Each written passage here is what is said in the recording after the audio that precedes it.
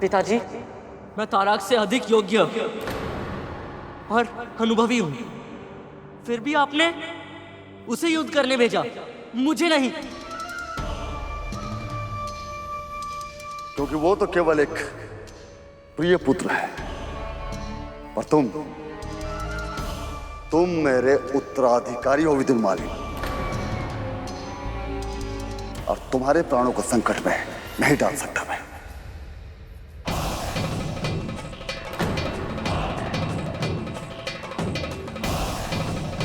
जिस पुत्र का पिता ही उसका शत्रु हो जाए तो इस पूरे जगत में उसकी रक्षा कौन कर सकता है।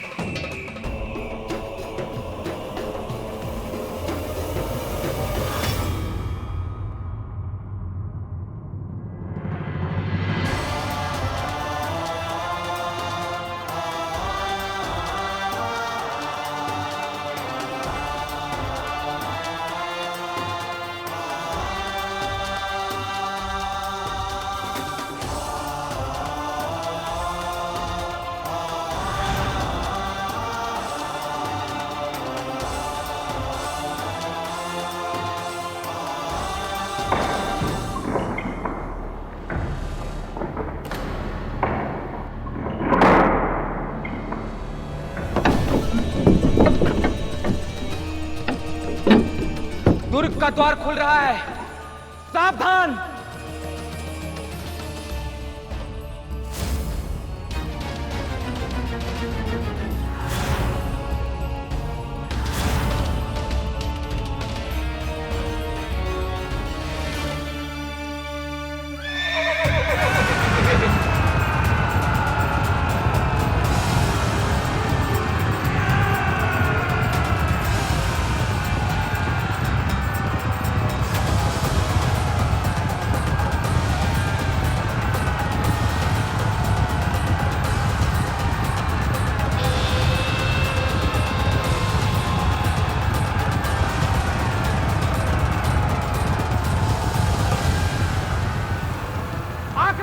हमें उनसे पहले अस्त्रों का प्रयोग नहीं करना चाहिए।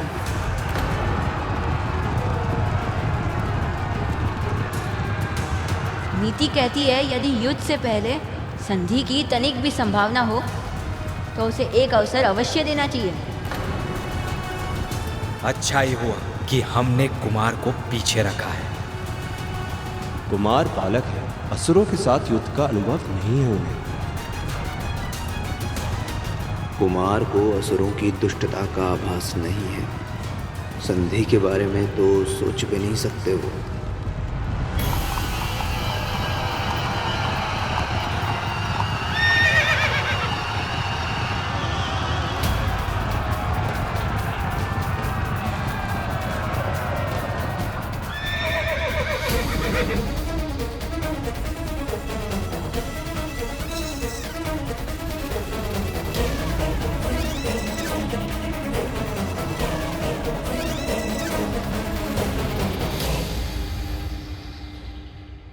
हमें युद्ध में कोई रुचि नहीं है।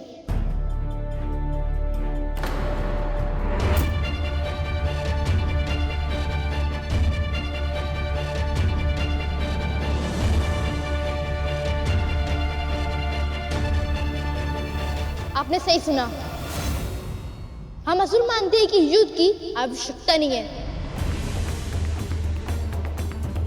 आप स्वर्ग चाहते ना देवराज? हम संधि के लिए तैयार हैं।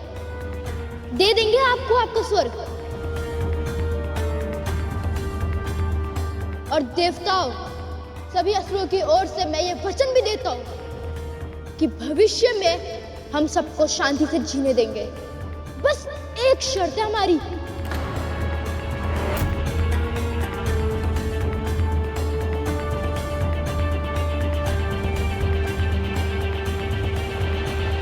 कार्तिकेय को हमें सौंप दीजिए।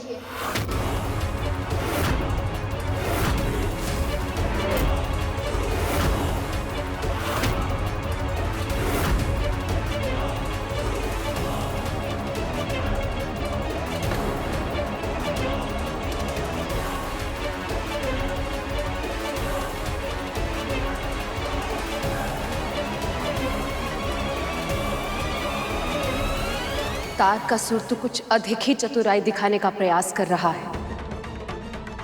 देवताओं की सेना अपने सेनापति को शत्रु के हाथ में सौंप देगी, इसकी कल्पना करना मूर्खता है।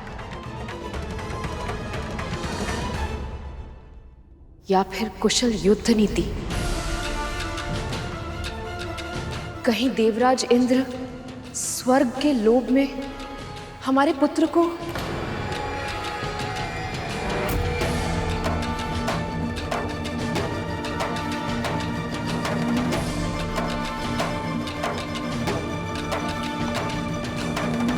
स्वर्ग के लिए तुम्हें कुमार को सौंपते हैं? प्रस्ताव बुरा तो नहीं है।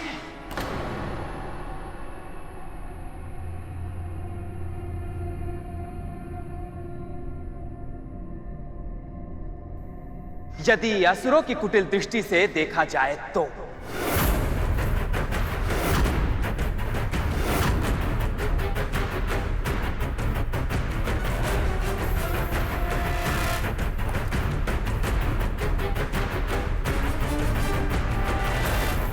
कितनी आसानी से तुम भूल गए कि कुमार हमारे सेनापति हैं। देव सेना का गौरव है ये। तुम असुरों से तो ऐसी ही मूर्खता की आशा थी।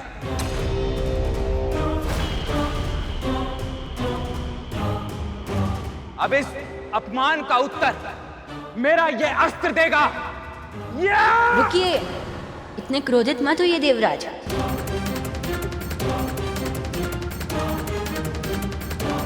असुरों का प्रस्ताव इतना भी बुरा नहीं है कि विचार किए बिना ही ठुकरा दिया जाए।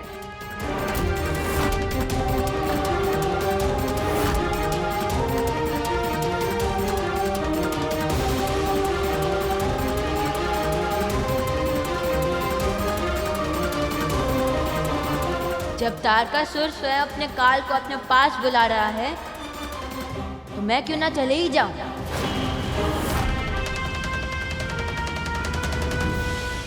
सीधे उसका सामना करूंगा तो निर्दोषों का रक्त बहाए बिना ही इस युद्ध का अंत कर पाऊंगा।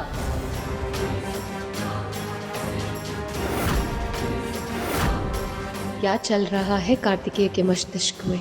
ये आप क्या कह रहे हैं कुमार? हम यहां समर्पण करने नहीं, युद्ध करने आए हैं। और वैसे भी हम आपको इतने संकट के मुख में नहीं भेज सकते। आप तारकासुर का सामना अकेले नहीं कर पाएंगे कुमार।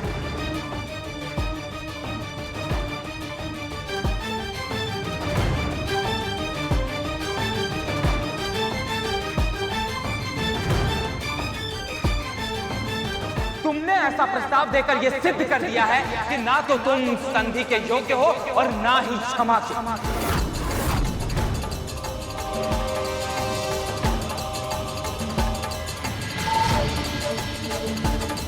देवताओं का कोप सहने के लिए तैयार हो जाओ।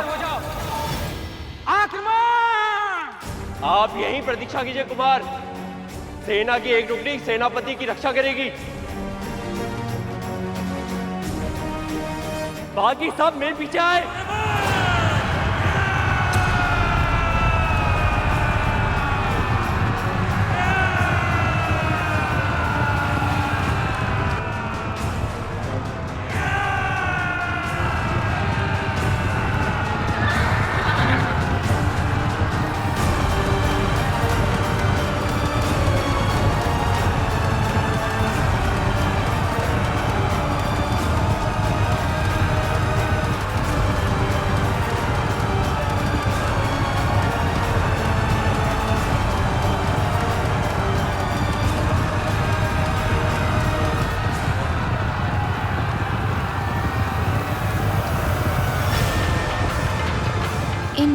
देवताओं को लगता है कि हम इनसे भयभीत हैं, किंतु हमारी योजना कुछ और ही है।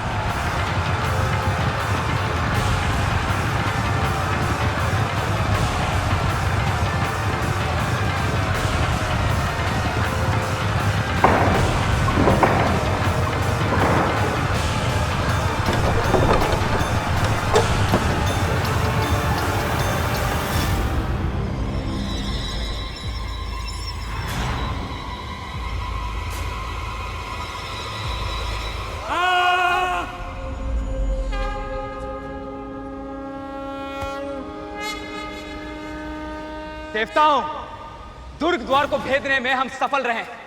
अब विजय निश्चित है। महल की ओर बढ़ो।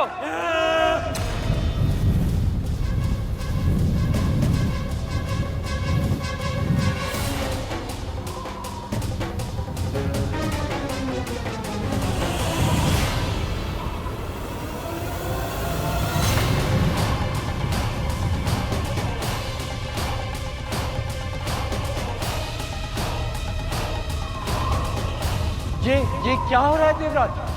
छली असुरों ने हमें अपने माया जाल में फंसा लिया है। और उधर रणभूमि में कार्तिकेय बस कुछ ही सैनिकों के साथ हैं।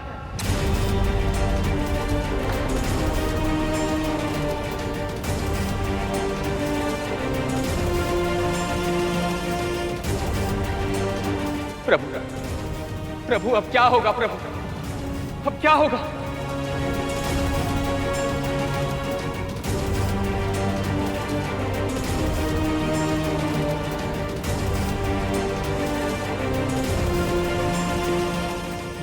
ये कैसे संभव है?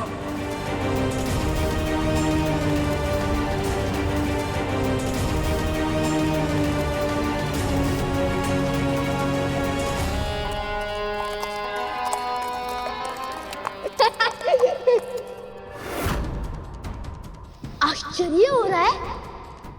आंखों के सामने इतना विशाल दुर्ग लुप्त हो गया। वास्तविकता में तो देव सेनापति यहाँ पे दुर्ग था ही नहीं। यहाँ पे तो हमारा माया जाल था। ये मेरा माया जाल था जिसमें तुम्हारा देव राजा, वो अभिमानी इंद्र, सरलता से फंस गया और हमारी योजना सफल हुई।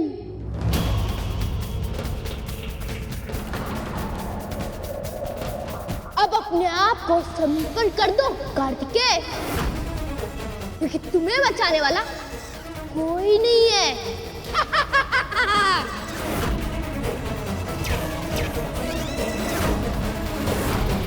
तारकासुर ने अपनी माया का प्रयोग कर दिया। सारी देवताओं की सेना उसके जाल में फंस चुकी है महादेव। इतने शक्तिशाली असुर के विरुद्ध मेरा पुत्र अकेला रह गया। अब मुझे ही कुछ करना होगा।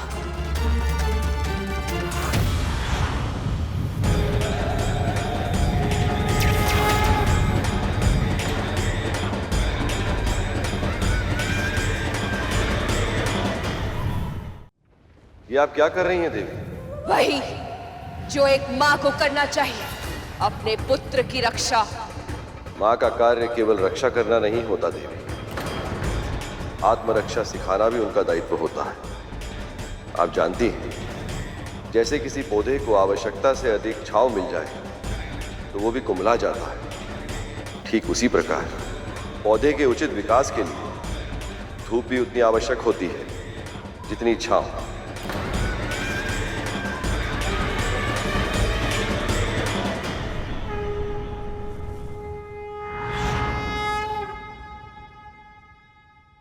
देवी,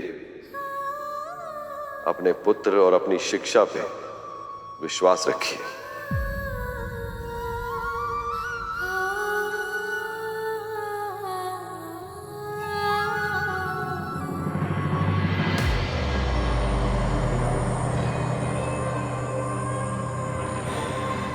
वाह पिताजी, क्या योजना बनाई है आपने। सारे देवता अभी तक हमारे माया जाल में फंसे हुए हैं और उधर वो शिवपुत्र ताराक्ष के सामने अकेला रह गया। विजय केवल शक्ति से नहीं मिलती है पुत्र, योजना बनाकर अपनी शक्ति के उचित प्रयोग से मिलती है, जैसे अब हमें मिलेगी इस शिवपुत्र पर विजय।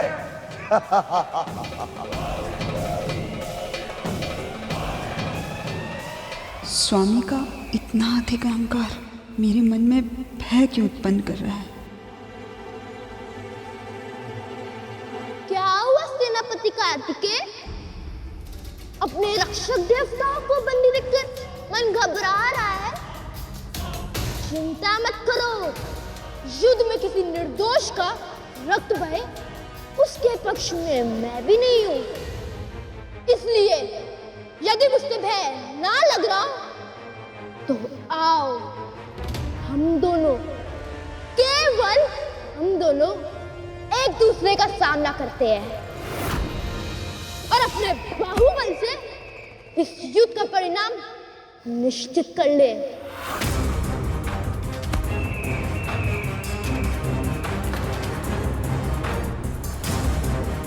माता इतनी चिंतित क्यों है? सेना का कार्य अपनी सेनापति की रक्षा करना नहीं होता, विपक्षी सेना से युद्ध करना होता है। और सेनापति का कार्य उस युद्ध का नेतृत्व करना होता है। तुम्हारी चुनौती मुझे स्वीकार है असुर। जो शस्त्र उचित लगे चुन लो।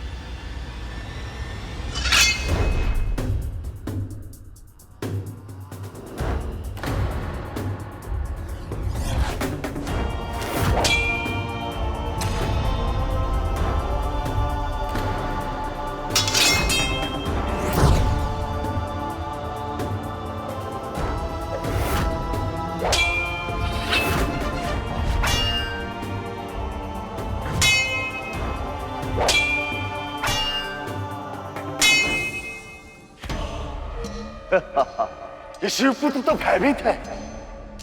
आक्रमण करने का स्थान पर ताराक्ष के प्रहारों से बचने का प्रयास कर रहा है।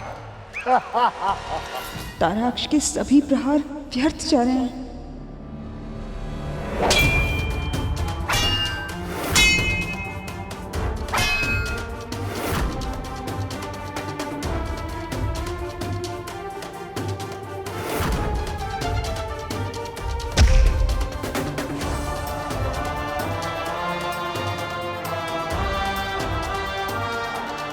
तुम्हारी योजना सफल हो रही है पुत्र। असुर थक रहा है। अचानक प्रहार करो और समाप्त कर दो इस युद्ध को। अचानक प्रहार करो और समाप्त कर दो इस युद्ध को। अचानक प्रहार करो और समाप्त कर दो इस युद्ध को।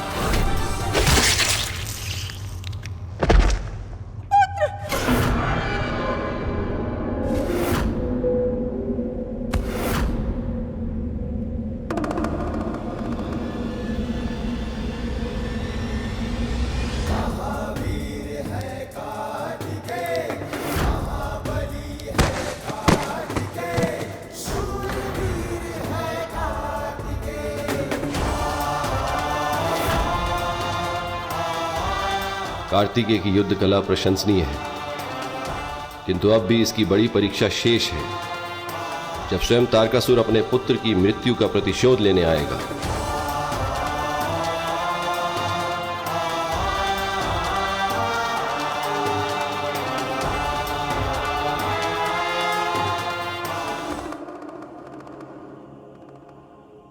अब आप ठीक हैं देवी? महादेव, संकट अभी पूरी तरह से समाप्त नहीं हुआ है। देवराज और उसकी सेना अभी भी फंसी हुई है। मुझे संदेह है कि तारकासुर अब और भी अधिक तीव्रता से आक्रमण करेगा।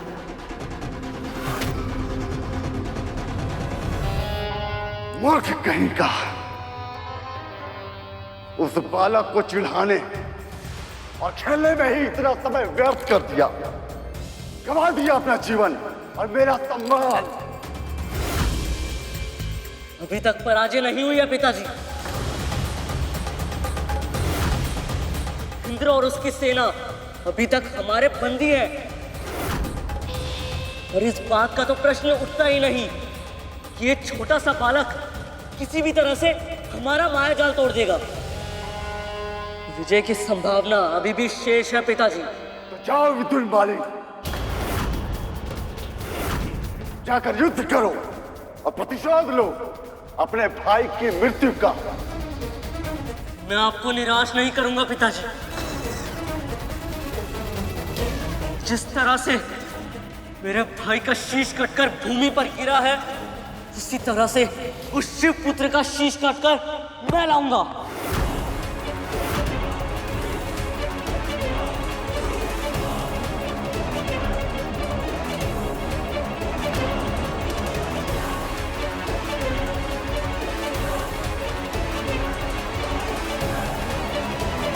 नहीं पुत्र, नहीं, शिव पुत्र से युद्ध मत करो। कहीं ऐसा ना हो पार्वती के स्थान पर मेरी कोख सुनी हो जाए। प्रोत्साहित करने के स्थान पर हतोत्साहित मत करिए माँ। हटो मेरे मार्ग से। स्वामी, ये आपका उत्तराधिकारी है स्वामी।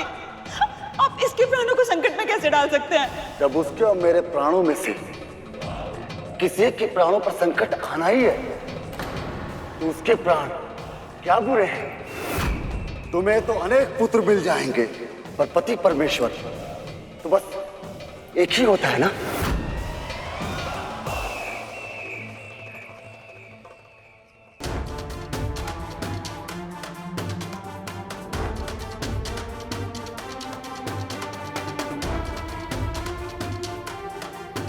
मुझे देवराज और अन्य देवताओं को असुरों के मायाजाल से शीघ्र ही मुक्त करना होगा।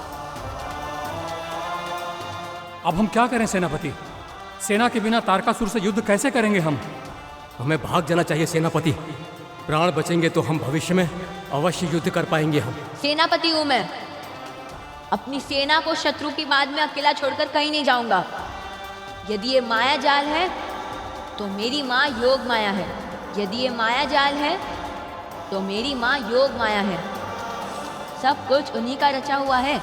अब वही हमारी सहायता करेगी। देखा, देखा कितना भयभीत है ये।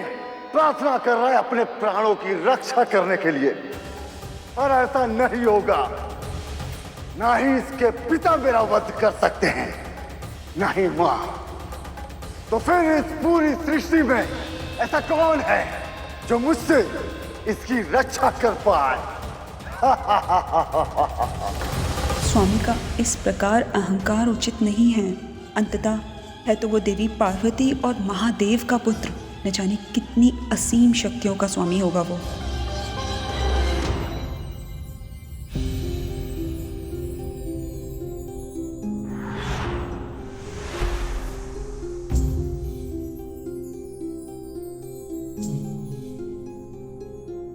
माँ, मुझे कोई आभास तक नहीं है कि मैं असुरों के इस महाभीषण मायाजाल को कैसे तोड़ूं, कैसे रक्षा करूं मेरे सेना की।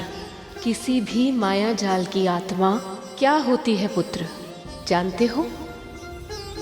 कल्पना की शक्ति। कल्पना से ही माया मूर्त रूप लेती है और उसी से दृढ़ होती है। अपने भीतर के ज्ञान का प्रयोग करो कार्तिकेय, फिर संसार के किसी भी माया को भेदने में सफल होगे।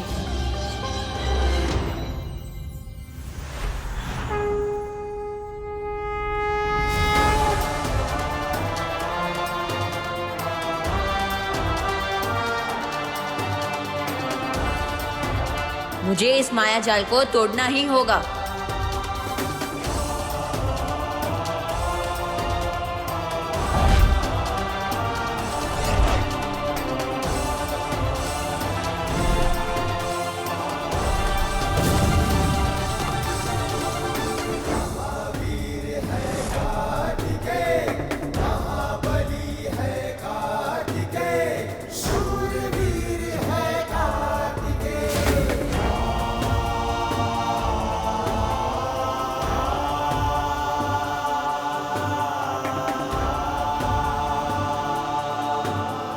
कार्तिकेय, आपने असुरों का माया जाल तोड़ दिया, हमें बचा लिया आपने। आपकी जय हो। सेनापति की जय, सेनापति की जय, सेनापति की, सेनापति की। ये जयकार मेरी नहीं, आपकी है माँ। दूर रहते हुए भी आपने अपने पुत्र की सहायता कर ही दी। एक माँ अपनी संतान से शारीरिक रूप से भले ही दूर, पर इतनी दूर भी कभी नहीं होती कि उसकी हर इच्छा, उसकी हर पीड़ा बिना कहे समझ ना पाए। एक माँ अपनी संतान को शिशु अवस्था से ही जान जाती है, जब वो बोल भी नहीं पाता, जब उसे ये भी नहीं पता होता कि वो भूख से रो रहा है या नींद से। संतान भी अच्छी तरह जानती है कि उसे कष्ट हो तो मां सब कुछ छोड़ छाड़ के, सब कुछ भूल के उसकी ओर दौड़ती है। इसीलिए संतान चाहे कितनी भी बड़ी हो जाए, पर कष्ट की घड़ी में उसके मुख से पहला शब्द मां ही फूटता है।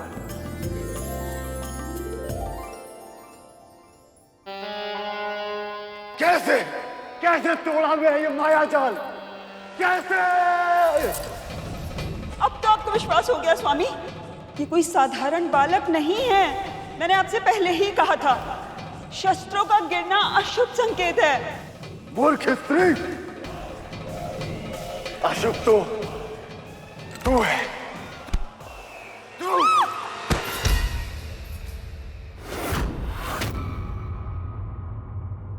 हमें क्षमा कर दीजिए कुमार, हमने आपकी क्षमता को कम आंका। हाँ कुमार, हम जानते थे कि आप तारकासुर का वध करने में सक्षम हैं, फिर भी हमने आपकी योग्यता पे विश्वास नहीं किया। हमें क्षमा कर दीजिए।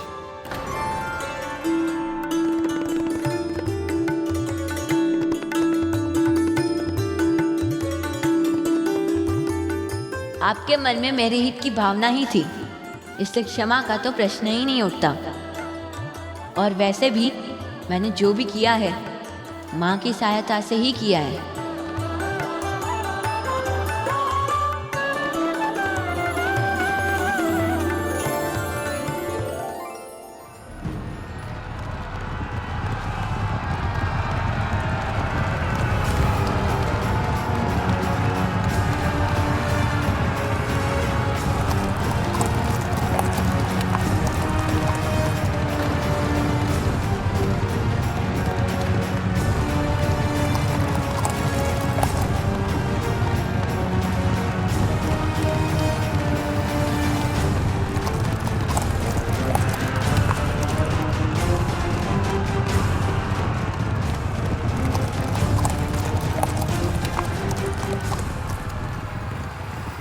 जो भूल मैंने पहले की थी वो अब नहीं करेंगे कुमार। इस युद्ध का नेतृत्व आप कीजिए।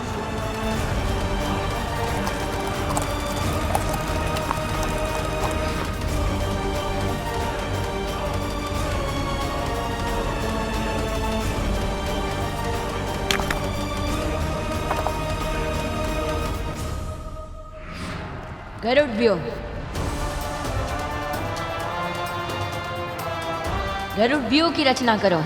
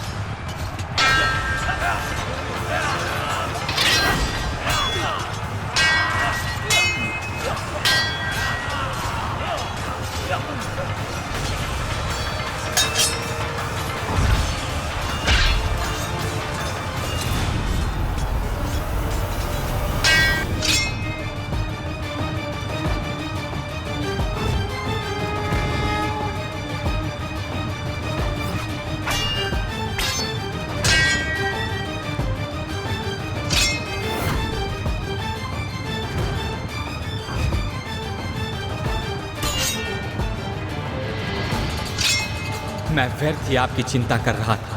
आप में तो स्वयं महादेव और माँ आदि शक्ति का अंश है। आप धन्य हैं सेनापति कार्तिकेय, आप धन्य हैं।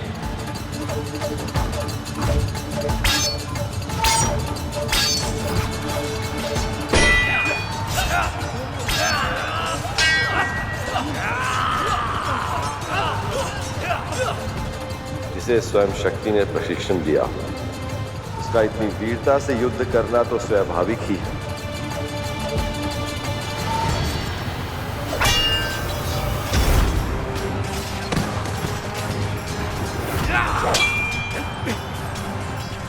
नष्ट करने के लिए अब और समय नहीं है विदुर मालिक। इस बालक पर आक्रमण करो, रोको इसे।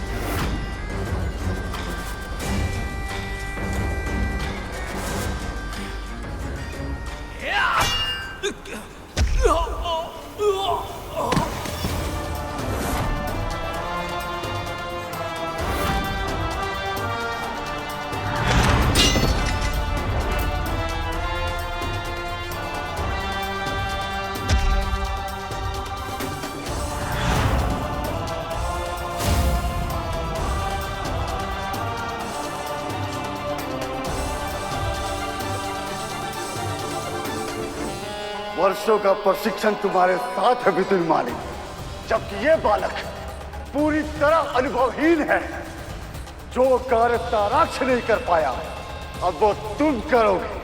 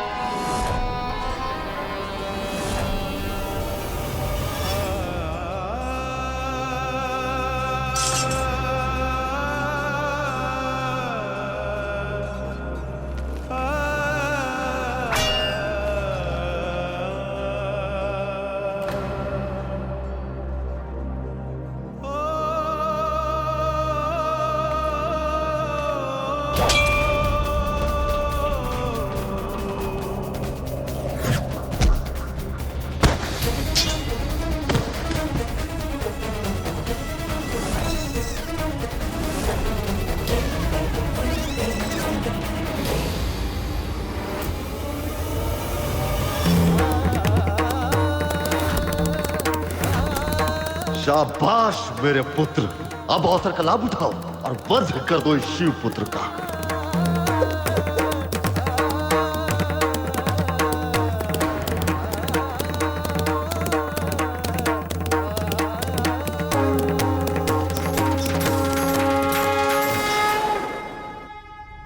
देवी,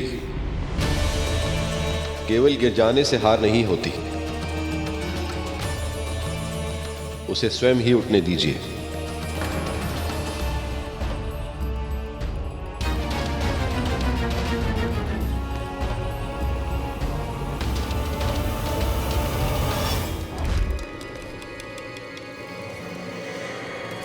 मुझे कुछ भी दिखाई नहीं दे रहा है, किंतु मुझे इसे पराजित करना ही होगा।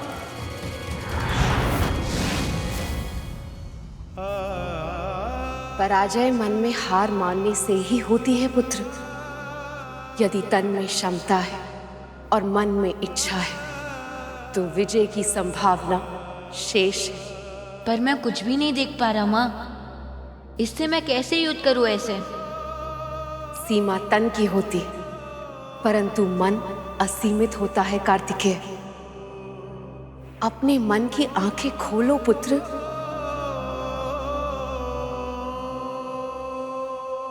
अपने मन की आंखें खोलो पुत्र।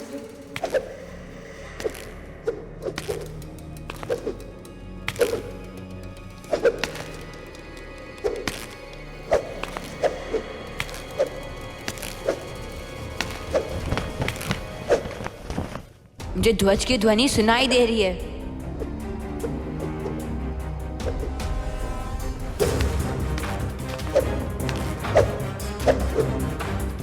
मैं अपने शत्रु के पैरों की ध्वनि सुन पा रहा हूं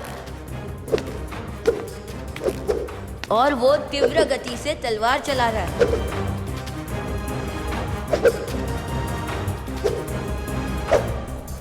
मुझे ध्वज के पास पहुंचना होगा ताकि मैं उसे अपना शस्त्र बना सकूं।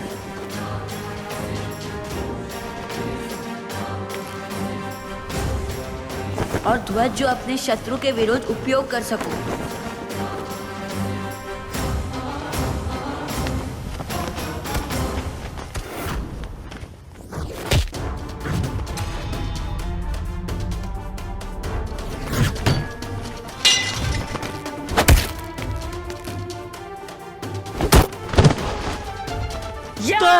दया दया कीजिए गौरी शंकर सूत।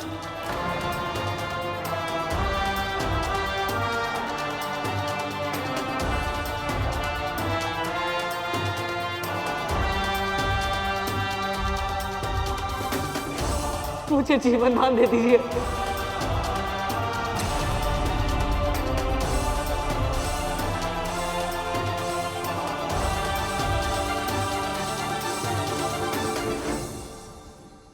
व्यक्तित्व की वास्तविक परीक्षा तब होती है देवी, जब चुनाव करना कठिन हो।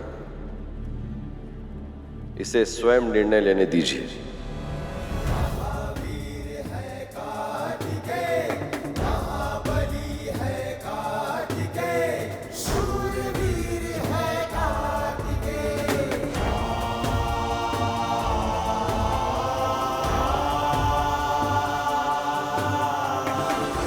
इसका विश्वास मत कीजिए सेनापति। ये असुर है कुमार। छल करना, असत्य बोलना, ये इसका स्वभाव है।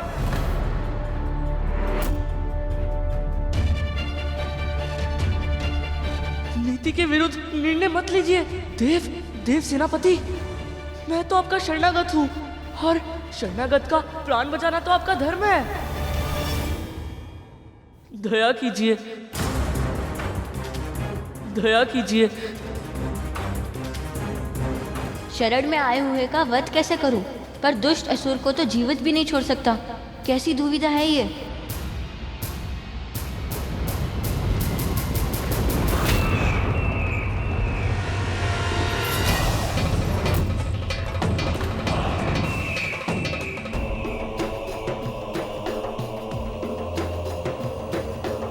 जो शत्रु के पांव में गिर जाए वो मेरा पुत्र हो ही नहीं सकता।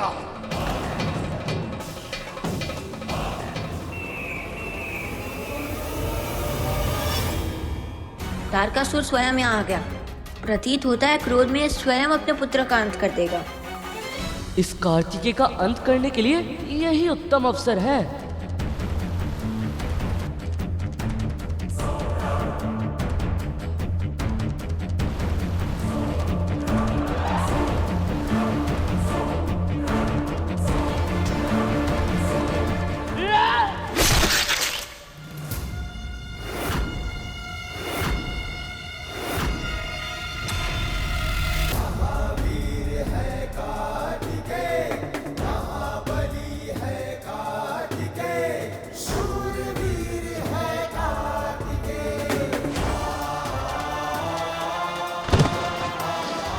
दुष्टों पर दया नहीं की जाती, उन्हें दिया जाता है केवल दंड।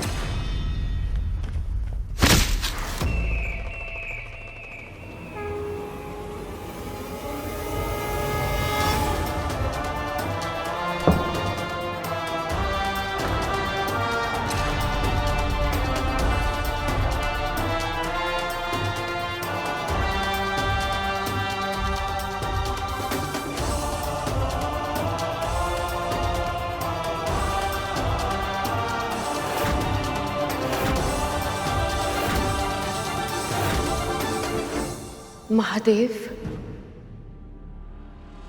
हमारे पुत्र ने युद्ध की मर्यादा तो रख ली, परंतु वो तारकासुर का सामना कैसे करेगा? पुत्र कितना भी क्षमतावान ही क्यों ना, पर मां की ममता सदैव उसकी चिंता करती रहती है। और हमारे पुत्र में तो आपका अंश है, आदि शक्ति का अंश, और आपको अपनी शक्ति पर विश्वास करना ही पड़ेगा देव।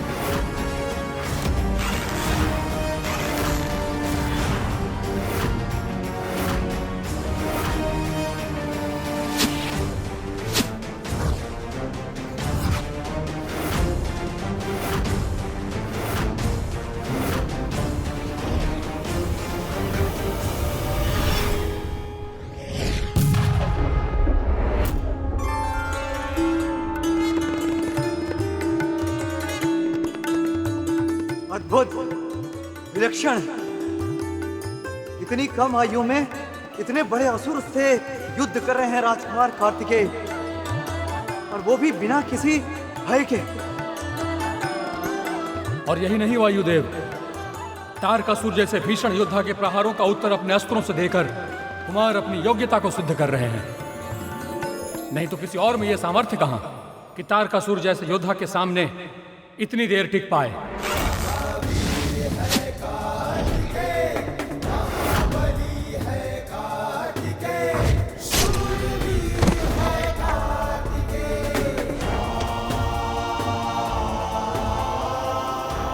मैंने सुना था असुर शत्रु के सामने घुटने नहीं टेकते। क्या तुम असुर भी ऐसा ही मानते हो क्या तारकासुर? हम असुर मानते हैं कि शत्रु को योग्यता सिद्ध करने के लिए पर्याप्त अवसर देना चाहिए। रुकिएगा बालक, प्रहार कर।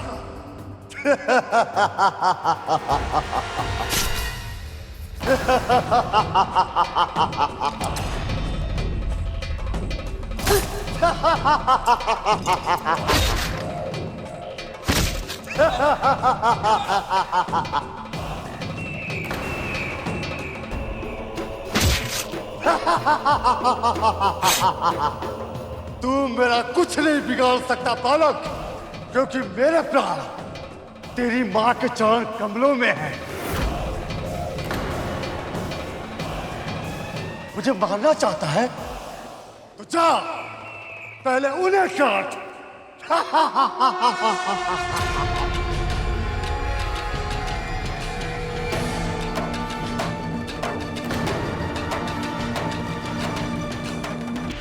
तारकासुर के प्राण माँ के चरणों में, किंतु ये कैसे संभव है?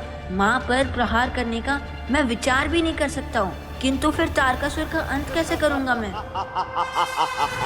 ये राक्षस राज तो बड़े ही बुद्धिमान निकले। कार्तिकेय को ऐसी दुविधा में फंसाया जिसका कोई समाधान ही नहीं है।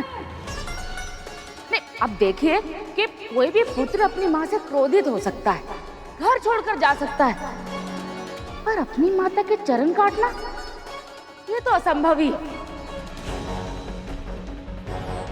इसे बुद्धिमानी नहीं, इसे धूर्तता कहते हैं दीदी।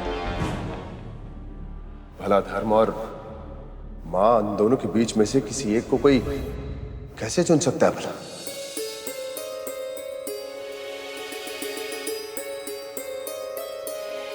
पर चुनना तो पड़ा ही होगा ना, क्योंकि यदि तारकासुर नहीं हारता तो संसार कैसे बच पाता? परंतु मां, सदैव अच्छे व्यक्तियों को ही ऐसी कठिन परीक्षाएं क्यों देनी पड़ती है? क्योंकि अच्छे व्यक्ति ही भगवान से सबसे अधिक प्रेम करते हैं।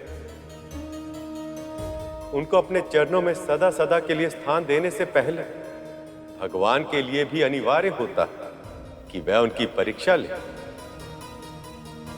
कार्तिकेय के लिए भी ये चुनाव करना बहुत कठिन था। या तो उसे अपने कर्तव्य को चुनना पड़ता जिसके लिए उसका जन्म हुआ था, या तो अपने माँ को जो उनके अस्तित्व का आधार थी। इतने छोटे से बालक के लिए इससे बड़ी परीक्षा क्या हो सकती है? परीक्षा जब पहेली बनकर चुभने लगे तो उसका समाधान ढूंढना आवश्यक हो जाता है। वाराणसी के एक सेठ ने अपनी मां के नाम पर एक भव्य मंदिर का निर्माण करवाया। उस मातृभक्त ने मंदिर में प्राण प्रतिष्ठा के बाद कहा कि हे मां, मैंने तुम्हारे नाम को शताब्दियों तक अमर कर दिया, मैंने तुम्हारा ऋण चुका दिया। उसके ये कहते मंदिर का एक बड़ा भाग छत के साथ ढह गया। जानते हो क्यों? क्योंकि मां का ऋण कभी चुकाया नहीं जा सकता। इस संसार में बड़ी से बड़ी तपस्या कर भगवान को तो पाया जा सकता है प्रभु, परंतु मां के ऋण से मुक्ति नहीं पाई जा सकती। कि मां तो वो है जो प्रसव के समय हंसते हंसते मृत्यु के मुंह में जाकर अपने संतान को जन्म देती है। उसके पालन पोषण के लिए मां अपना अस्तित्व भी भुला देती है। रात रात भर जागकर अपने संतान को सुलाती है मां, और उसे खिलाए बिना एक निवाला भी स्वयं नहीं खाती। अपनी संतान के लिए अपना पूरा जीवन समर्पित कर देती है मां। ऐसी होती है मां।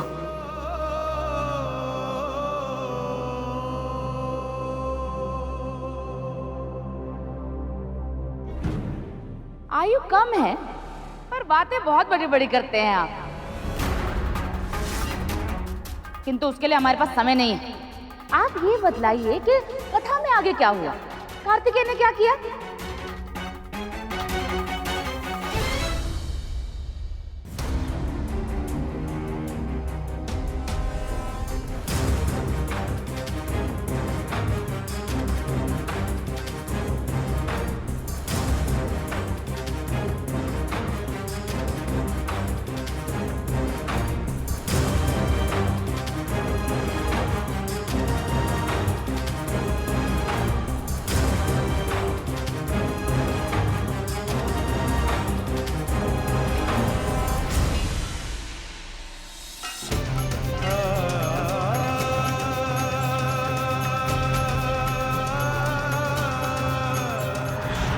मैं तुम्हें आत्मिक ज्ञान से अवगत कराऊंगा।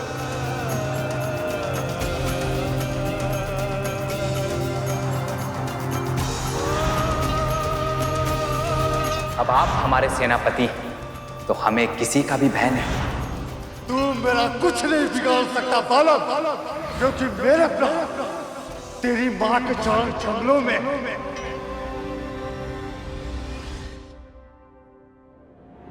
सभी ने कितनी आशाओं से ये उत्तरदायित्व सौंपा था मुझे। अब कैसे निभाऊं अपना दायित्व? कैसे रक्षा करूं संसार की? कैसे?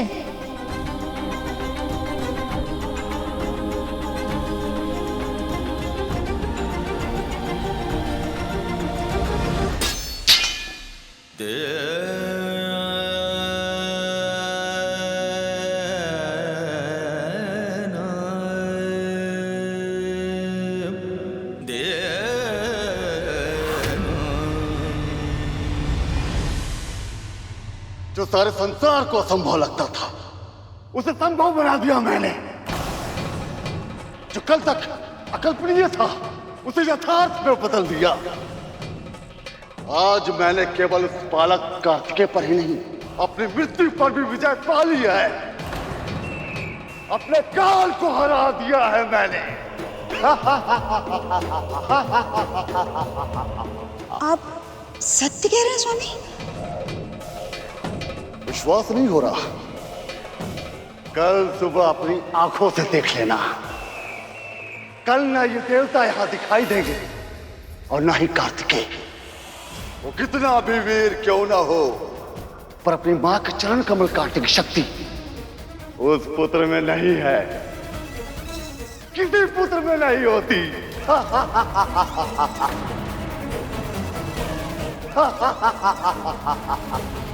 अब बस बहुत हो गया महादेव। मौन रहकर मैं ये सब नहीं देख पाऊंगी। ये असुर युद्ध नहीं कपट कर रहा है। एक पुत्र को अपने मां के विरुद्ध तलवार उठाने के लिए विवश करने का प्रयास कर रहा है। जानता ही नहीं कि ये अनर्थ कभी नहीं हो सकता। पर ये अनर्थ हो गया है मां।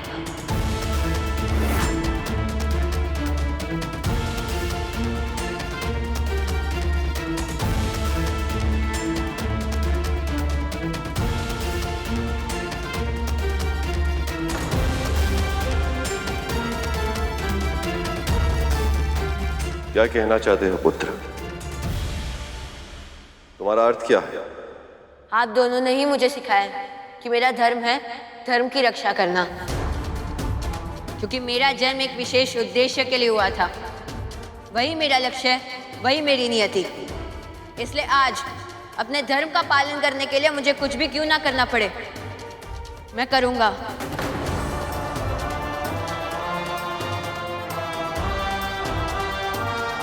क्षमा कर दीजिए मां, मैं विवश हूं।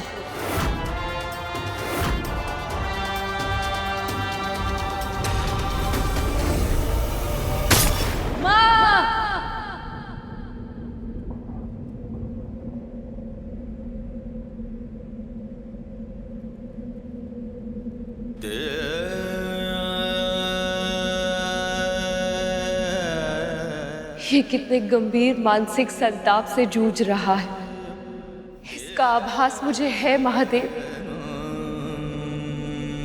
इसकी पीड़ा मैं अपने हृदय में अनुभव कर पा रही हूं।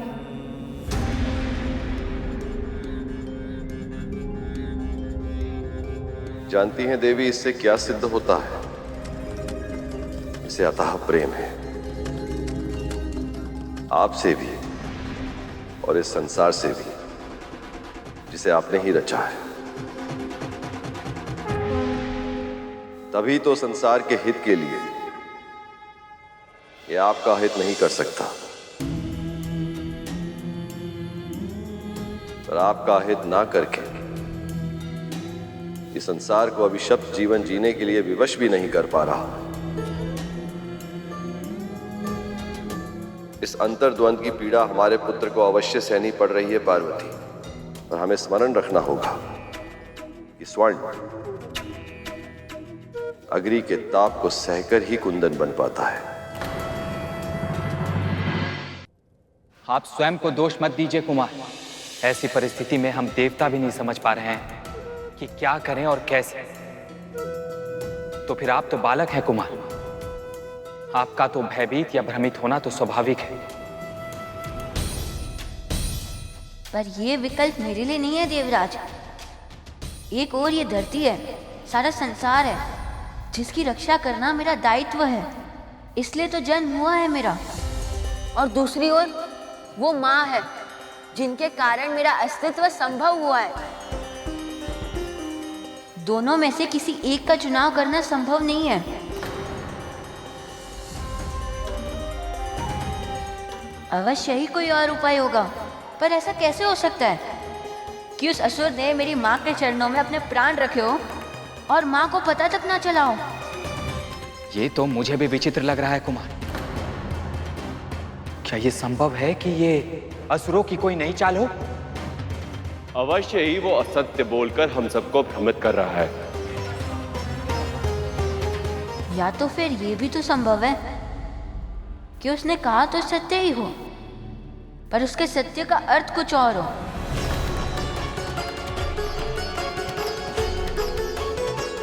तू मेरा कुछ नहीं बिगाड़ सकता बालक, क्योंकि मेरे प्राण तेरी माँ के चरण कमलों में है। उसने कहा था कि उसने अपने प्राण मेरी माँ के चरण कमलों में रखे।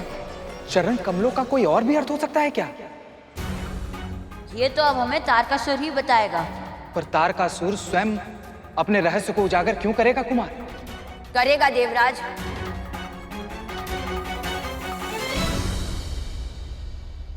हम उचित कुंजी लगाएंगे तो अपने रहस्य का ताला अवश्य खुलेगा, पर उसके लिए जैसा मैं कहूं आपको वही करना होगा।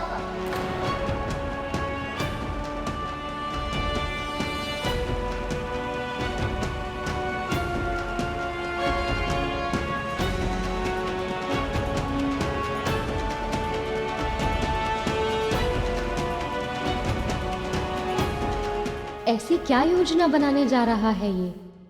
इसने देवराज से क्या कहा होगा प्रभु? कहीं कोई ऐसा कार्य तो नहीं करने जा रहा जिससे ये फिर से किसी संकट में पड़ जाए। अभी तक हमारे पुत्र ने केवल शक्ति और भक्ति का ही परिचय दिया है, पर अब समय आ गया है,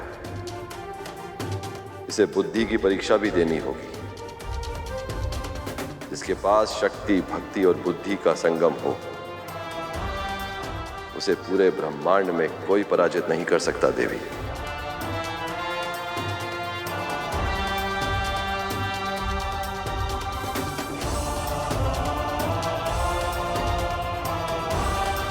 अब मैं शीघ्र ही उस तारकासुर के वध का रहस्य पता लगा के उसके प्राण हर लूंगा।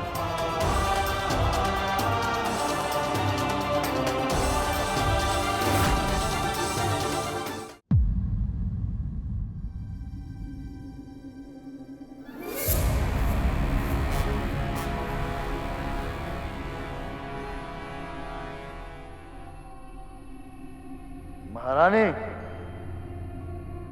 महारानी,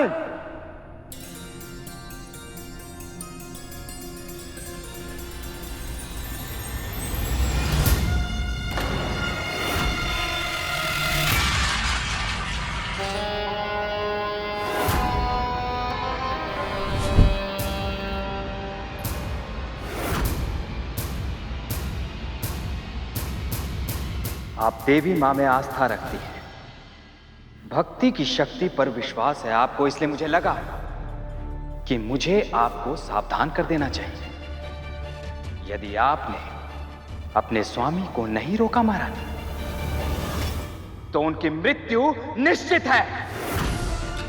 असुरराज ने बालक कार्तिकेय की क्षमताओं को कम आंकने की भूल की है। सर्वज्ञाता महादेव शिव शंकर का पुत्र है, वो उन शक्तियों का पुत्र है जो कभी दुर्बल पड़ ही नहीं सकता। इसलिए हो सके तो आप अपने पति को रोकिए, समझाइए, उनकी रक्षा करने का प्रयास कीजिए, अन्यथा उनके प्राण जिन चरण कमलों में है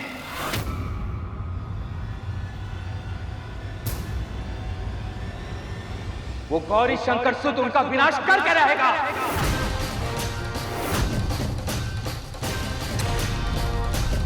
देवराजेंद्र,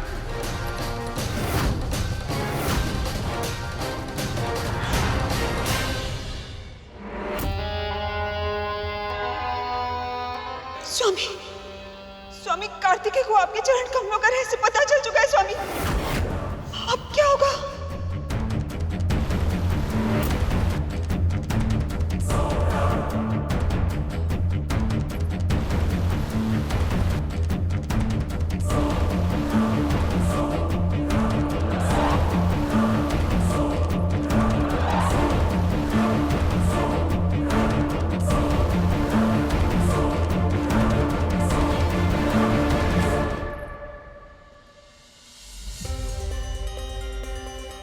यह तो सुरक्षित है। व्यर्थ में ही मैं चिंतित हो रहा था।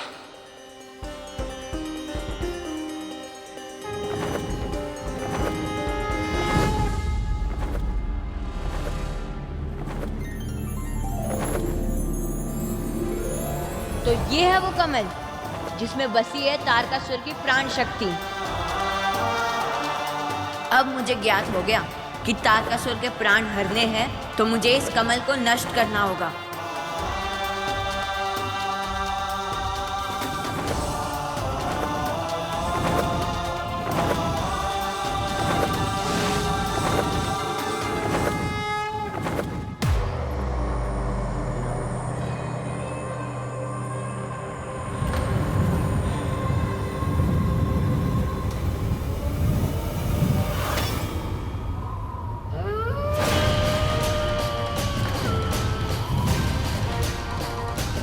स्वामी, इतने सारे अपशकुन एक साथ?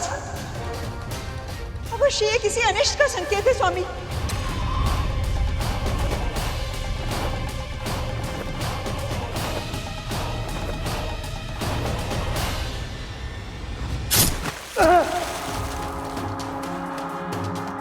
स्वामी, क्या हो रहा है आपको स्वामी?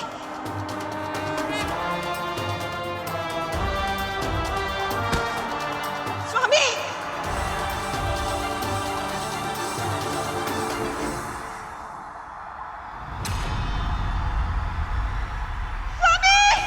देवी पार्वती के चरण कमल नष्ट होते ही तारकासुर की कवच शक्ति का अंत हो गया। किंतु फिर आरंभ हुआ वो युद्ध जिसकी प्रतीक्षा देवताओं को कई वर्षों से थी। कार्तिकेय और तारकासुर का युद्ध, और अब की बार कार्तिकेय के वार से तारकासुर को कोई नहीं बचा सकता था। मेरे साथ छल करके तूने मेरे स्वर्ण कमल को भले ही नष्ट कर दिया हो, पर तू मेरे मनोबल को नष्ट नहीं कर सकता, और न ही मेरे भुजबल को। अब भी इतना शक्तिशाली हूं मैं कि तुझ जैसा असंख्य बालक मेरा कुछ नहीं बिगाड़ सकता। जानता ही है ना, यज्ञों की आहुति मेरे नाम पर होती है। भय से दी गई आहुति आस्था के छोटे से दीपक का भी सामना नहीं कर सकती तारकासुर। आज तुम्हारा अंत होगा, और वो अंत करूंगा मैं।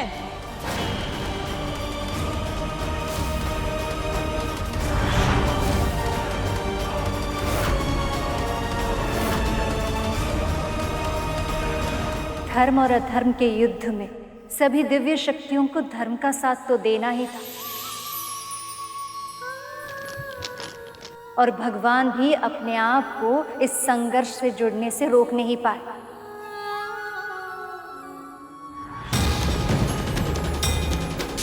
तभी नारायण, ब्रह्मदेव, महादेव, शक्ति अपने अपने दिव्य अस्त्रों के साथ वहां पहुंच गए।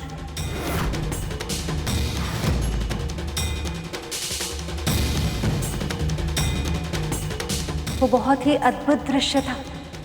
ऐसा लग रहा था कि कार्तिकेय में उन सब की शक्ति प्रवाहित हो रही है।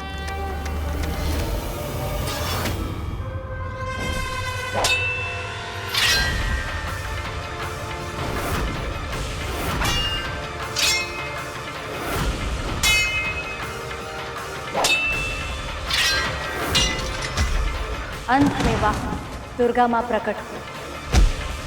उन सब की असीमित बल से प्रेरित होकर वो गौरी शंकर सुत काल बनकर तारकासुर पर टूट पड़े।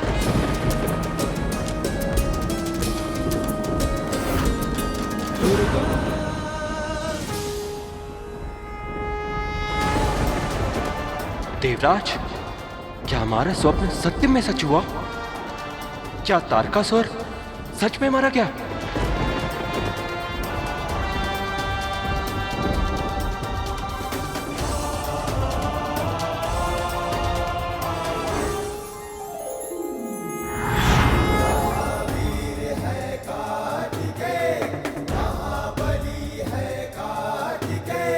शिव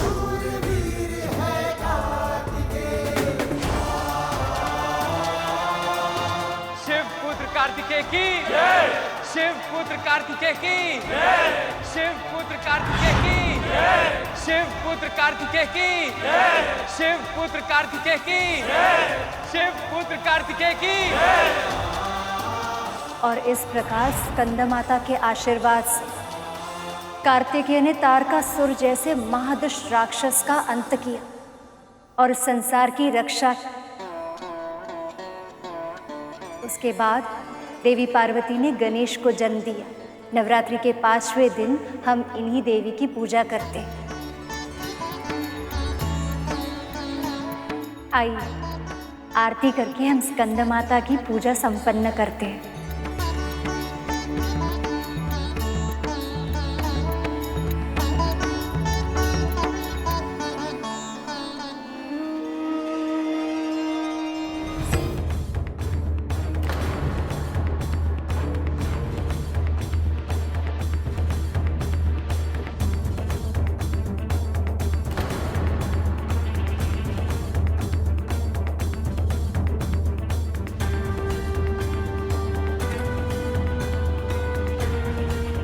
कितने समय तक पूजा करेंगे ये सब?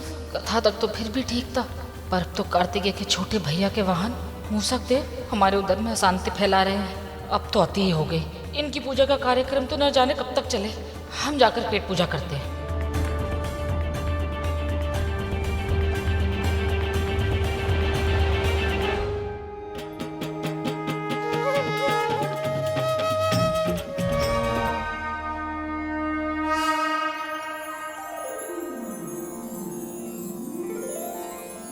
मैं आप सबकी पूजा से बहुत प्रसन्न हूँ। गरुड़, तुम अपनी माँ की इच्छा अवश्य पूरी करोगे। भविष्य में जब भी एक आदर्श पुत्र का नाम लिया जाएगा, तुम्हारा ही उदाहरण दिया जाएगा। आप सबकी मनोकामनाएं भी अवश्य पूरी होंगी। मेरा आशीर्वाद आपके साथ है।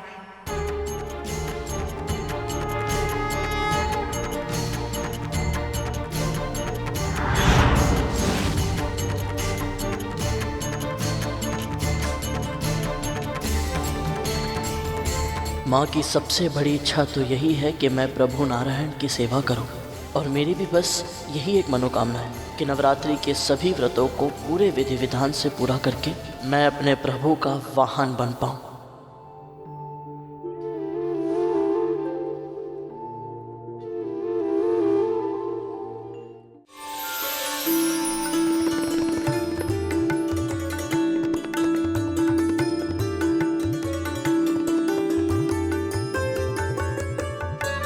बहन, आपके मुख पर मुस्कुराहट देखकर मुझे तो बहुत प्रसन्नता हो रही है। कल स्कंद माता की कथा सुनकर ऐसा लगा जैसे परिस्थिति कितनी भी विपरीत क्यों ना हो, एक माता और उसके पुत्र के बीच विशेष संबंध सूत्र कभी नहीं टूटता। न जाने क्यों हमें ऐसा विश्वास होने लगा है बहन कि हमें हमारा पुत्र अवश्य मिलेगा। आपके मन में इस व्रत के प्रभाव से आस्था जगी, बहुत अच्छी बात है। अब आप बिल्कुल भी चिंता मत कीजिए, बस पूरी भक्ति से प्रार्थना कीजिए। माँ आपकी प्रार्थना को अनसुना नहीं करेंगे।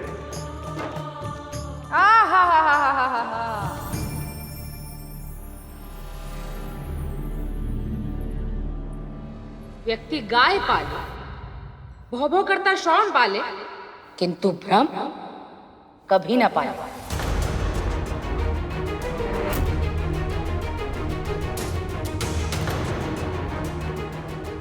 दो चार दिन व्रत क्या रखेंगे? आप खुद को बहुत बड़ी तपस्विनी समझने लगे हैं। ये मत भूलिए कि एक साधारण स्त्री है आप। अपने पुत्र को तो संभाल नहीं पाए और चली है विश्वास करने कि माता रानी सारे जगत को छोड़कर अपनी कृपा केवल आप पर बरसाएंगे। अब भाई ये तो अति ही हो गई। दीदी अब बस भी कीजिए ना आप। इतना कड़वा काहे बोल रही हैं आप? हम तो केवल सच बोल रहे हैं। ये जो आपके अतिथि है ना छोटे, ये तीनों माता रानी की कथा सुनने सुनाने के बहाने भाभी को उल्टी सीधी पट्टी पढ़ा रहे हैं। बहुत अच्छे से जानते हैं हम ऐसे लोगों को। हाँ नहीं तो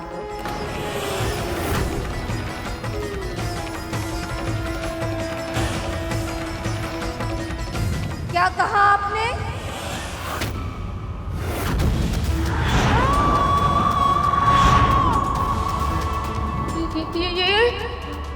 ये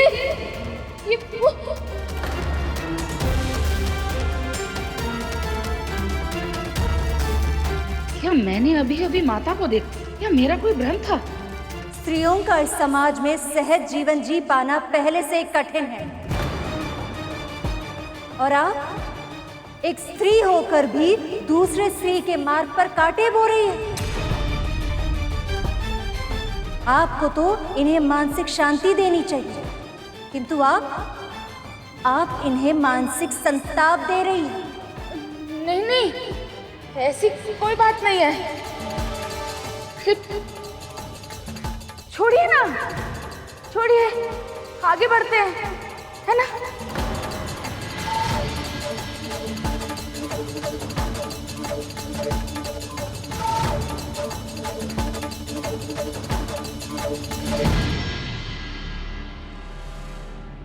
आप बुआ जी की बातों से प्रभावित मत होइएगा। माँ भगवती आपकी प्रार्थना अवश्य पूरी करेंगी।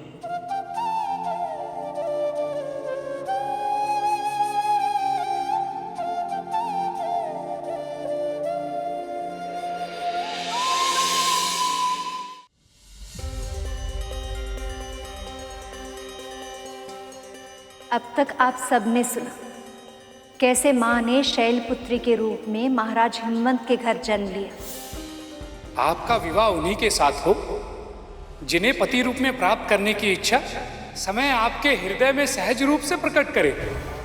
उसके बाद ब्रह्मचारिणी के रूप में तप करके महादेव को पति के रूप में प्राप्त किया।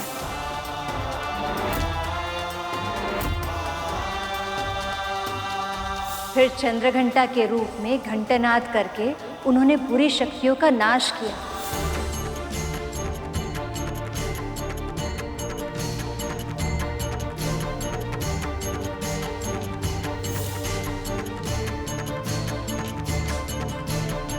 और फिर इस संसार का और अपने पति के घर को सुंदर और स्वच्छ बनाया।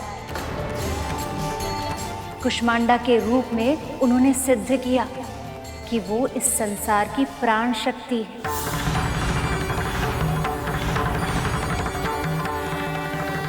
और फिर स्कंदमाता के रूप में कार्तिकेय और गणेश को जन्म देकर उन्हें योग्य बनाया।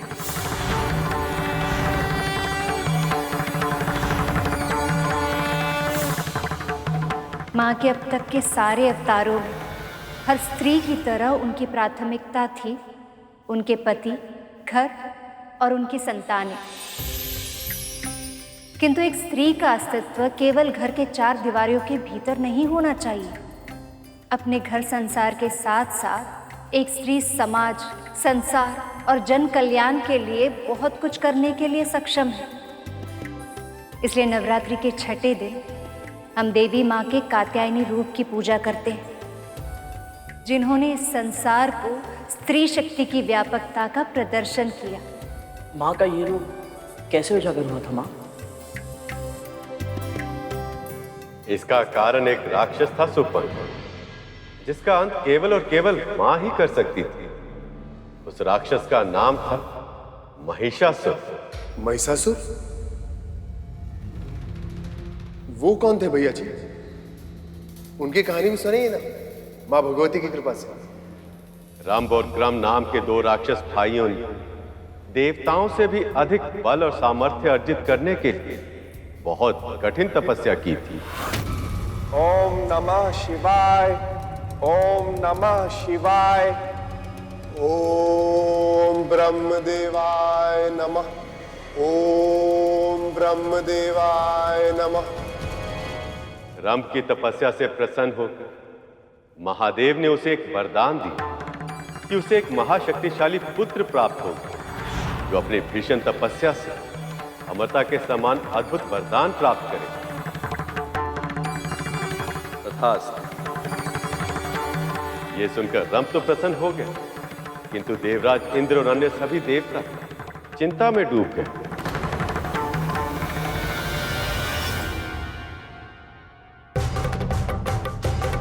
महादेव से वरदान प्राप्त करने के बाद रंभ एक बलशाली भैंस पर मोहित हो गए और उस महिषी के साथ संगम से उसे एक बलिष्ठ पुत्र प्राप्त हुआ जिसका नाम रखा गया महिषासुर। महिषासुर, महिषासुर।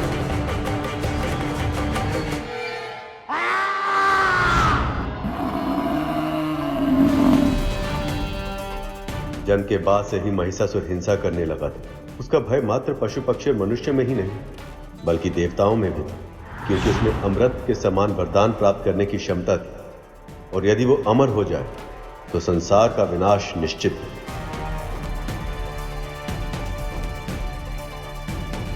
महिषी के साथ संगम से उसे एक बलिष्ठ पुत्र प्राप्त हुआ जिसका नाम रखा गया महिषासुर।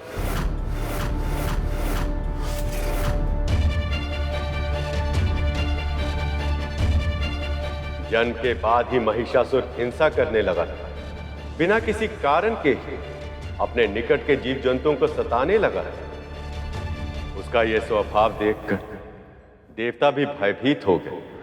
उन्हें लगा कहीं क्रम ने भी वरदान में महिषासुर जैसा पुत्र मांग लिया तो संसार में अस्थिरता आ सकती है।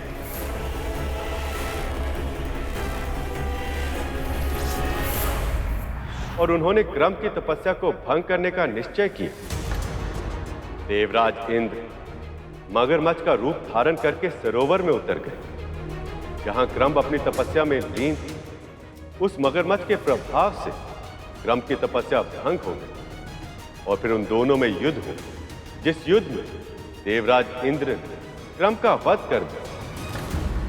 किंतु उसी समय रंभ अपनी पत्नी और पुत्र के साथ वहां पहुंचे और फिर क्रम, मेरे भाई ये क्या हो गया?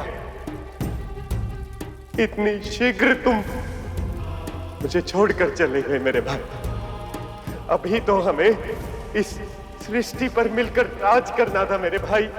अब जब तुम ही नहीं रहे तो इस सृष्टि का क्या लाभ?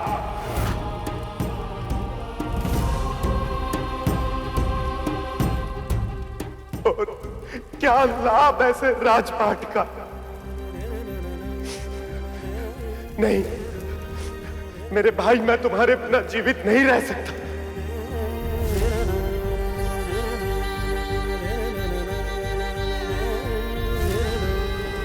आ रहा हूं मैं। क्रम के बिना मेरा जीवन व्यर्थ है। पुत्र, अपने पिता और अपने काका की मृत्यु का प्रतिशोध अवश्य लें और स्मरण रहे कि दुष्टों ने असमय हमें मृत्यु के मुख में जाने के लिए विवश कर दिया। मैं जानती हूँ आप अपने भाई से कितना प्रेम करते थे, किंतु यदि आप हमें छोड़कर चले जाएंगे तो हमारा क्या होगा स्वामी?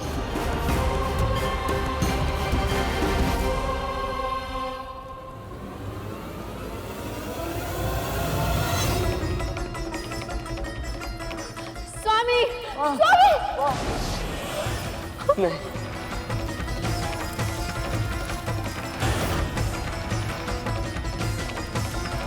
अबला नारी हूं मैं। अपने स्वामी के बिना इस संसार में जीवित रहने की कल्पना भी नहीं कर सकती मैं भी इस देह का त्याग करूंगी। नहीं माँ, पर तुझे हम सब की मृत्यु का प्रतिशोध लेना होगा। देवताओं के राजा इंद्र से उसका सिंहासन छीनकर तुझे त्रिलोक का स्वामी बनना होगा।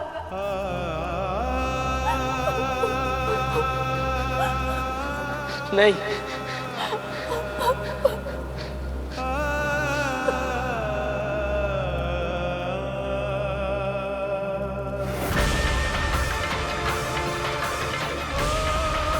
माँ,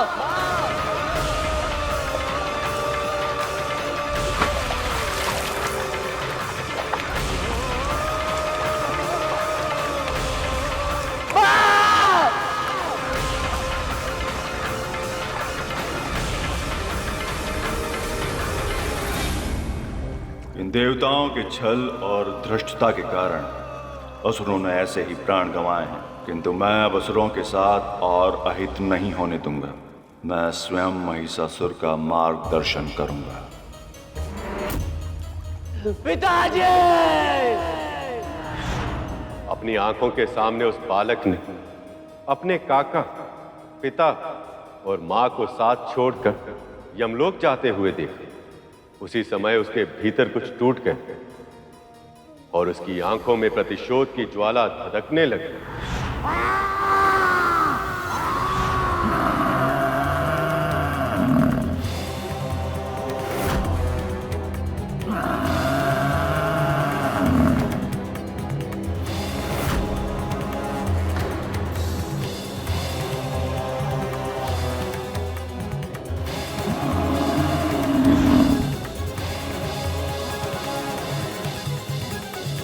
असुरों के गुरु शुक्राचार्य को उस बालक की असीमित शक्ति का आभास पहले से ही हो गया था।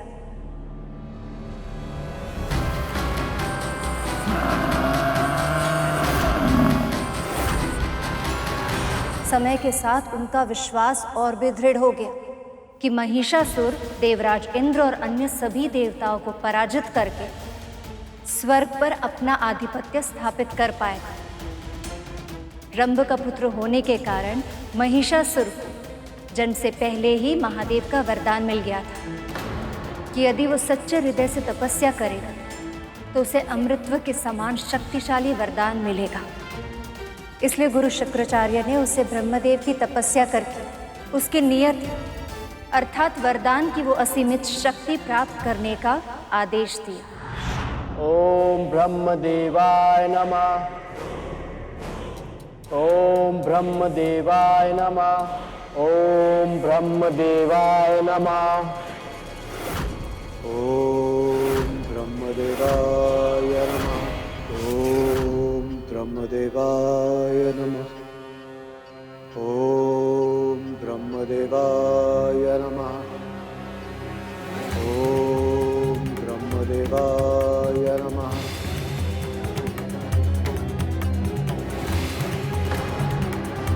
इसके तपोबल में निरंतर होती वृद्धि हमारे लिए संकट का सूचक है। अब तो बस एक ही उपाय शेष है, हमें इसकी तपस्या भंग करनी होगी। मुझे देवताओं का षड्यंत्र रोकना होगा। मुझे महिषासुर की तपस्या की रक्षा करनी होगी।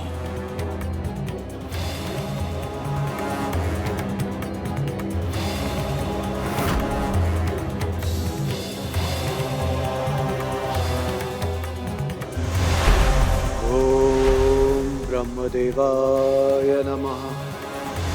ओम ब्रह्मदेवाय नमः।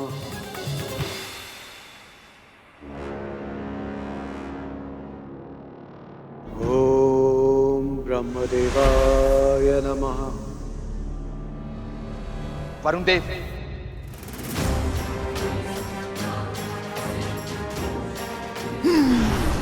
ओम ब्रह्मदेवाय नमः।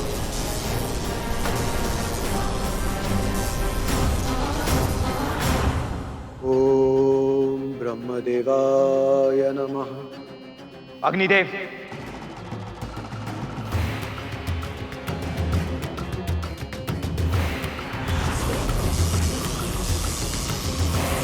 ओम ब्रह्मदेवाय नमः।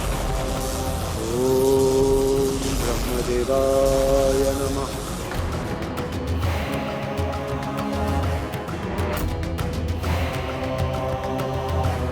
वायुदेव, कुछ भी कीजिए पर मुझे परिणाम चाहिए।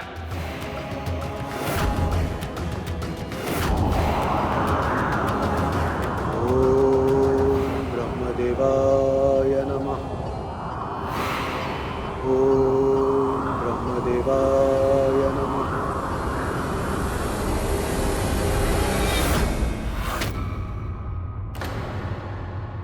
तुम देवताओं की शक्ति इतनी भी अधिक नहीं कि मेरे सुरक्षा कवच को भेद पाओ। इसकी तपस्या अवश्य पूर्ण होगी। महिषासुर अपने लक्ष्य को अवश्य प्राप्त करेगा। ओम ब्रह्मदेवाय नमः।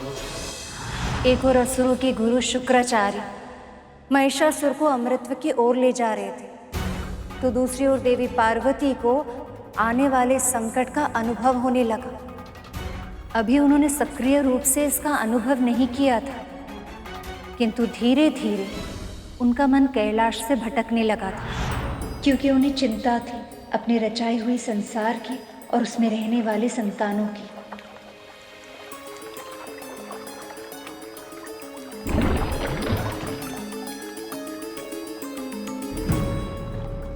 माँ, ये देखिए मैं आपके लिए क्या लाया हूँ माँ।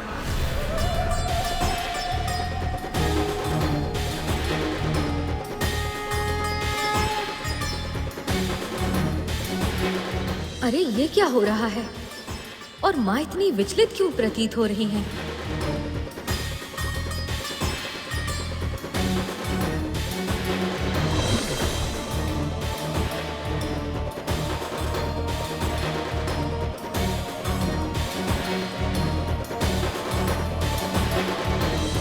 अवश्य ही माँ किसी बड़ी चिंता में है। क्या मुझे पिताश्री से इस विषय में बात करनी चाहिए? नहीं, अभी ये उचित नहीं होगा, अन्यथा पिताश्री माँ के लिए चिंतित हो जाएंगे।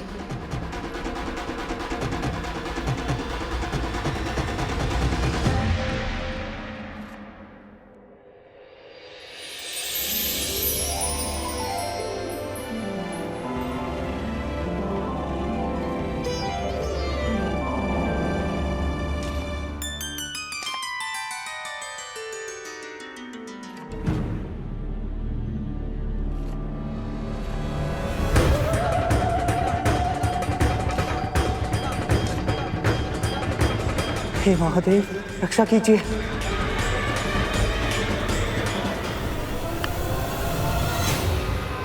क्या हुआ? गणेश जी, माँ की छाया।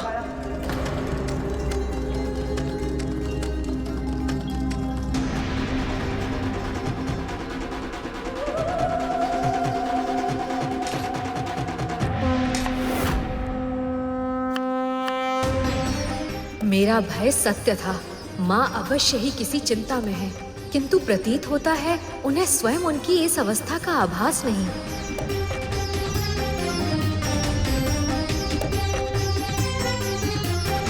अरे, तुम तीनों को क्या हुआ? अभी भोजन बनने में समय शेष है।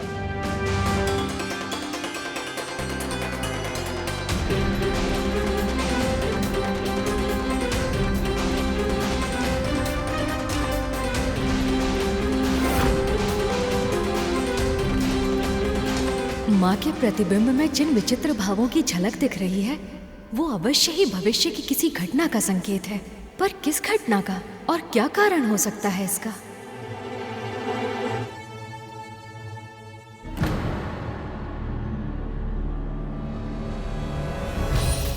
अरे, इन्हें क्या हुआ? बिना कुछ बोले ही चले गए।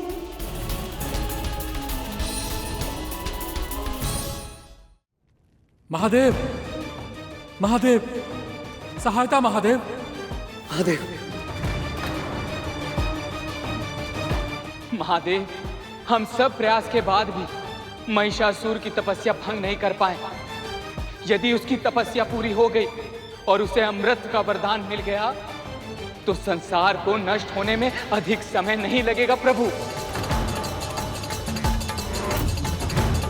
जो संसार मेरी संतानों की क्रीड़ा भूमि है, उसे नष्ट नहीं होने दूंगी मैं। पार्वती,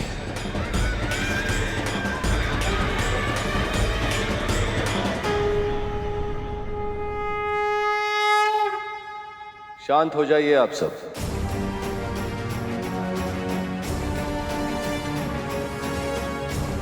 आपकी चिंता उचित है देवराज, पर महिषासुर अभी अपने गुरु की छत्र छाया में है।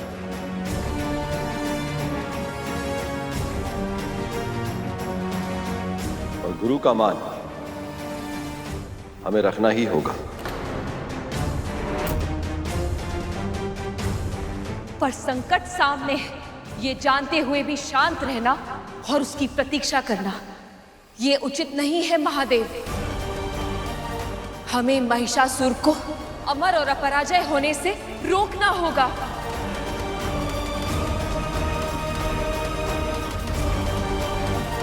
जिसने जन्म लिया है उसे कभी ना कभी किसी ना किसी रूप में मृत्यु अवश्य घेर लेती है देवी। यही विधि का विधान है। जिस प्रकार कोई भी समस्या बाहर से देखने में असंभव दिखती है, उसका समाधान उसी के भीतर छुपा होता है। जिस वरदान से आप सभी देवता भयभीत हैं, वही महिषासुर की मृत्यु का मार्ग उजागर करेगा। ओम ब्रह्मदेवाय नमः। ओम ब्रह्मदेवाय नमः। महादेव तो अपनी बात कहकर अपनी समाधि में लीन हो गए, किंतु देवी पार्वती वो कैलाश में रहते हुए भी उन्हें संसार के अन्य सभी की चिंता सताने लगी। महादेव के पास होकर भी देवी पार्वती के मन में शांति नहीं थी। और फिर एक दिन नित्य समय की तरह अपनी माता पिता की पूजा करते समय गणेश ने देखा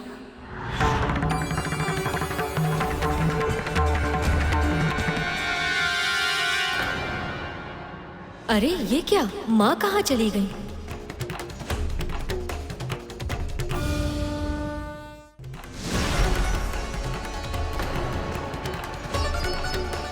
पिताश्री को माँ के बिना देखकर मुझे अचानक से ऐसा विचित्र अनुभव क्यों हुआ? क्या ये कोई अशुभ का संकेत है? गणेश, क्या हुआ पुत्र?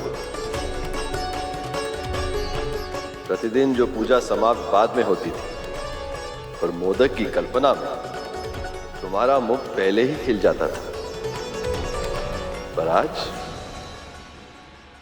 मोदक के लिए तुमने मां के सामने हाथ नहीं बढ़ाया।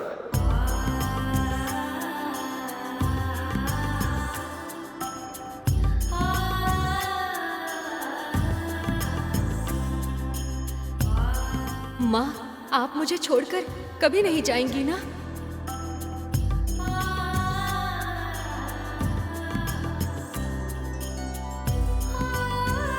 तुम्हारी मां के प्राण बसते हैं तुम में, भला वो तुम्हें छोड़कर कहां जाएंगे?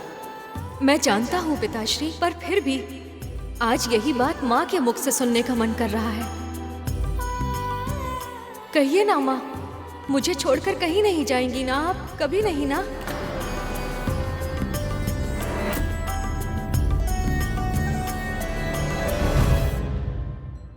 ये तू क्या कह रहा है गणेश? क्या हुआ देवी? आप इतनी असहज क्यों हैं?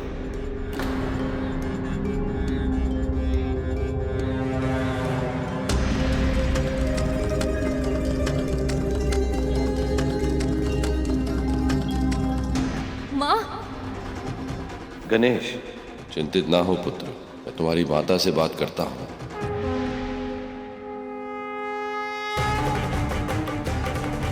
और यदि ऐसा नहीं हुआ तो मेरा भय सत्य हो जाएगा और माँ कैलाश और हमें छोड़कर चली जाएंगी। और इस बार पिताश्री माँ से विरह सह नहीं पाएंगे, कहीं संसार को विनाश का मुख न देखना पड़ जाए।